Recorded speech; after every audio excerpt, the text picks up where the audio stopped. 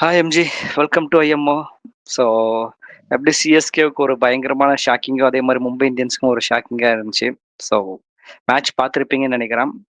Mumbai Indians versus GT நம்ம expect பண்ணதான் GT வந்து கொஞ்சம் அப்பர் ஹேண்டாக போவாங்கன்ட்டு. பிகாஸ் அது மும்பை இந்தியன்ஸ் டீம் சரியா இல்லை அப்படின்றதுனால இல்லை, இன்னுமே அவங்க வந்து அந்த கோர் செட் ஆகலை அப்படின்ற ஃபீல் இன்னும் நமக்கு இருந்துகிட்டே இருக்கு. ஏன்னா நீங்கள் வந்து அந்த டாப் ஆர்டர் வந்து நம்ம எப்படி நேற்று நேற்று நம்ம ரெண்டு பேருமே டாப் ஆர்டர் வந்து அவங்களுக்கு ரொம்ப இம்பார்ட்டன்ட் அப்படின்னு சொன்னோம். அந்த டாப் ஆர்டரை பேஸ் பண்ணி தான் அவங்க வந்து அந்த மிச்சம் இருக்கிற பேட்ஸ்மேனே பர்ஃபார்ம் பண்ண முடியும். சூரியகுமார் யாதவுடைய ஃபார்ம் எல்லாம் கன்சர்னா இருக்குன்னு சொன்னோம்.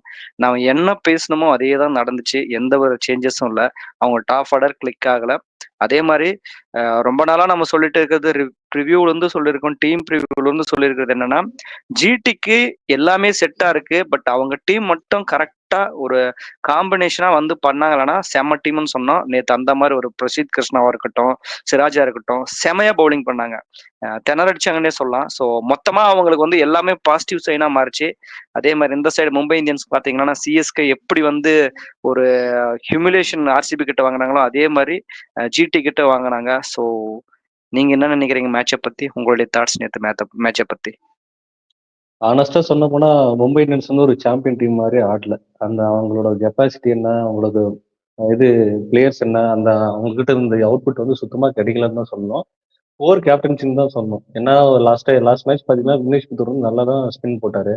நீங்க அவருக்கு வந்து ரீப்ளேஸ்மெண்ட்டா முஜிபுர் ரஹ்மான் எடுத்துட்டு வந்துட்டு வில்ஜாக்ஸ் அவர் இருக்கிறதுலாம் எந்த அளவுக்கு ஒரு சேசிங் டீம் வந்து செய்வாங்கன்னு தெரியல. ஏன்னா வில்ஜாக்ஸ் மாதிரி பிளேயர்லாம் மேட்ச் வந்து வின் பண்ணி கொடுக்குற கெப்பாசிட்டி இருக்கு அவருக்கு, எனக்கு தெரிஞ்சு. ஸோ அந்த மாதிரி பிளேயர் வந்து வெளியே உட்கார வச்சுட்டு ஒரு அடிஷ்னலாக ஒரு ஸ்பின்னர்னு சொல்லி முஜிபுர் ரஹ்மான் உள்ள கொண்டு வந்து அங்கேயும் பெருசாக பர்ஃபார்மன்ஸ் இல்லை. அப்புறம் தான் லாஸ்ட் டைம் கூட பார்த்தா ஒரு சிஎஸ்கே டீம் வந்து என்ன பண்ணாங்களோ அதுக்கு ஒரு சேஞ்சஸ் இல்லாமல் மும்பை அதுதான் பண்ணாங்க. டாப் ஆர்டர் வந்து பவர் பிளேல வந்து கொலாப்ஸ் ஆனாங்க.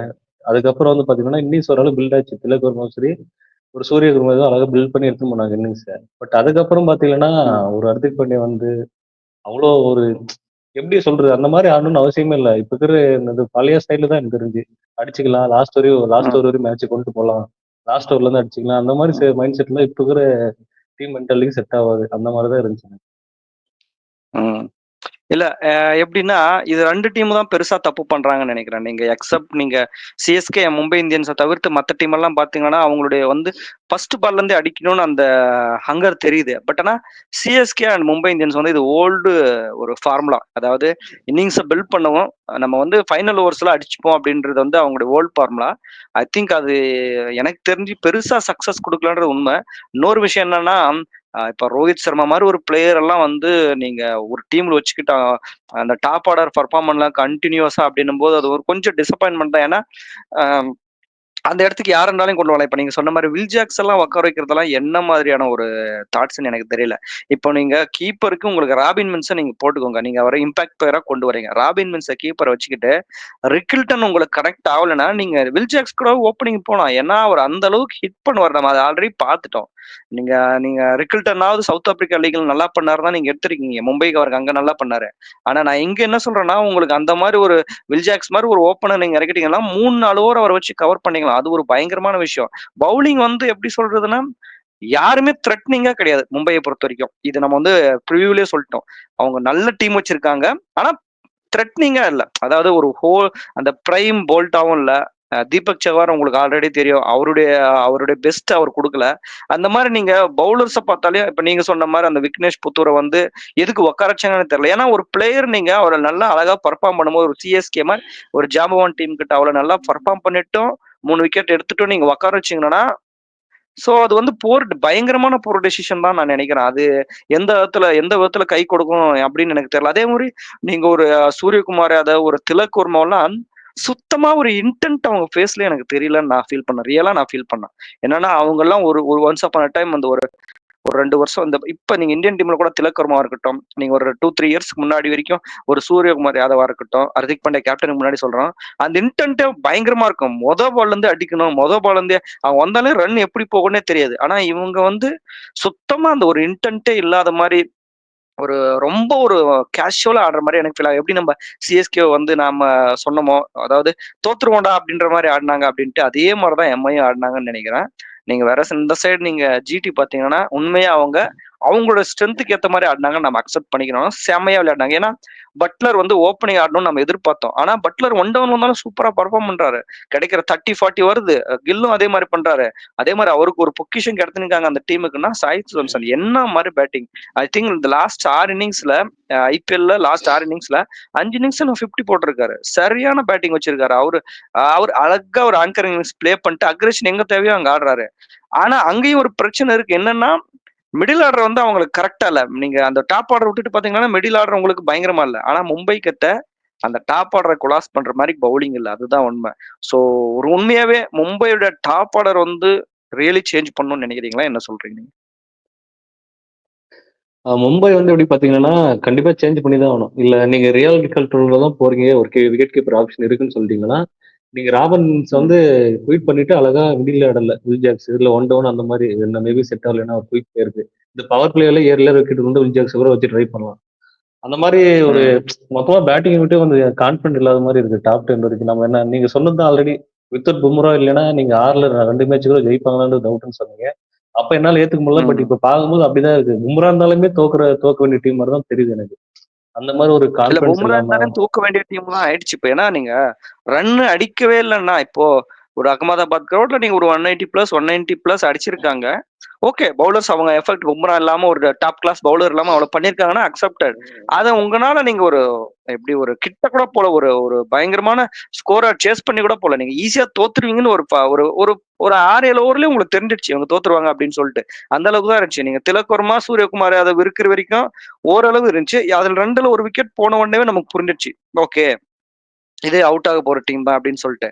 சோ நீங்க என்னதான் பும்ரா வச்சிருந்தா கூட நீங்க டாப் ஆர்டர் இந்த மாதிரி மிடில் ஆர்டர் வந்து ஒண்ணுமே இல்லாம இருக்கும்போது கஷ்டமா இருந்துச்சு. சோ அதே விதத்துல நீங்க ஜிடி டீமை பத்தி என்ன சொல்றீங்க? ஏன்னா அவங்க சைடு வந்து நேத்து ஒரு அதாவது இதுதான் நம்ம எதிர்பார்த்தோம் அப்படின்ற மாதிரி ஆடினாங்க. சோ உங்களுடைய ஜிடி டீமை பத்தி.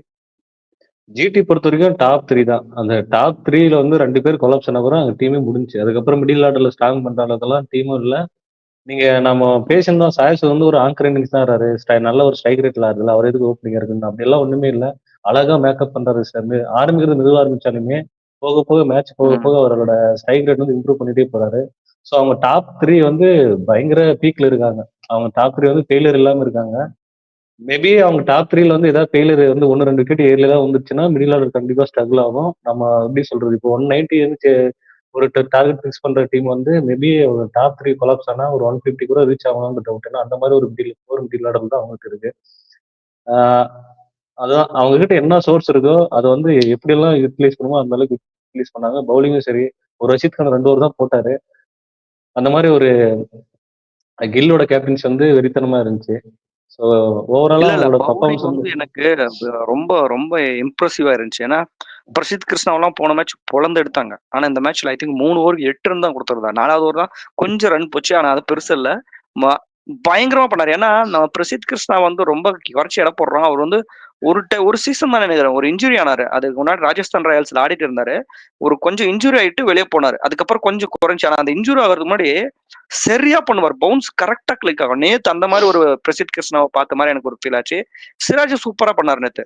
நீங்க வந்து முதல் ஓவர்ல 2 பவுண்டரி போன உடனே அவங்க ஆட்டோமேட்டிக்கா அவங்க கான்பிடன்ட் கொஞ்சம் கொஞ்சமா குறைய ஆரம்பிச்சிடும். ஆனா அழகா அதை எடுத்து வந்து ஒரு இன்ஸ்விங்கர் மாதிரி போட்டு இவரை ரோஹித் சர்மாவை தூக்குற உடனே அவரும் செமையா பண்ணாரு. அதை தவிர்த்து நீங்க சாய் கிஷோரா இருக்கட்டும், ரஷீத் கானா இருக்கட்டும், எல்லாமே அந்த ஒரு காம்பினேஷனா வரும்போது இஷாந்த் சர்மாவும் நல்லா பண்ணாரு.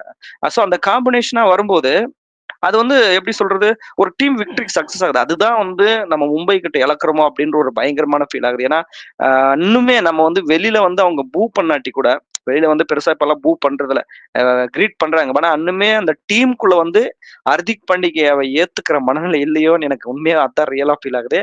ஏன்னா யாருக்குமே ஒரு ஒரு தெளிவான இன்னிங்ஸ் ஆடுற மாதிரியே தெரியல. நீங்க திலக் வர்மாவெல்லாம் இந்தியன் டீமுக்கு எப்ப விட்டாலே அடிக்கிறார். 50 அடிக்கிறார். சவுத் ஆப்பிரிக்கா சீரீஸ்ல 2 செஞ்சுரி அடிச்சாரு. எங்க விட்டாலே அடிக்கிறாரு. ஆனா மும்பை இந்தியன்ஸ்க்கு வரும்போது ஆட முடிய மாட்டேங்குது அவரால. அவரு நிஜமாவே அவங்க அந்த டீம் காம்பினேஷன் ஜெல் ஆகாதனால தான் அப்படி இருக்காங்களா? நிஜமாவே கரண்ட்ல ஃபார்ம் அவுட்ல இருக்கிறாங்களான்னு எனக்கு எந்த விதமும் புரியல. ஆனா என்னதான் இருந்தாலும் ஒரு சாம்பியன்ஸ் டீம் வந்து இந்த மாதிரி ஒரு லாஸ்ட் ஒரு 4 சீசன்ல ஒரே ஒரு சீசன் தான் பிளே ஆஃப்ஸ் போயிருக்காங்க. இந்த வருஷமும் எடுத்த உடனே 2 மேட்ச் தோத்துருக்கிறது வந்து பயங்கர ஷாக்கிங் அவங்களுக்கு. சோ இது வந்து இல்ல மிகப்பெரிய டவுன்ஃபால் அப்படின்னு நான் ஃபீல் பண்றேன்.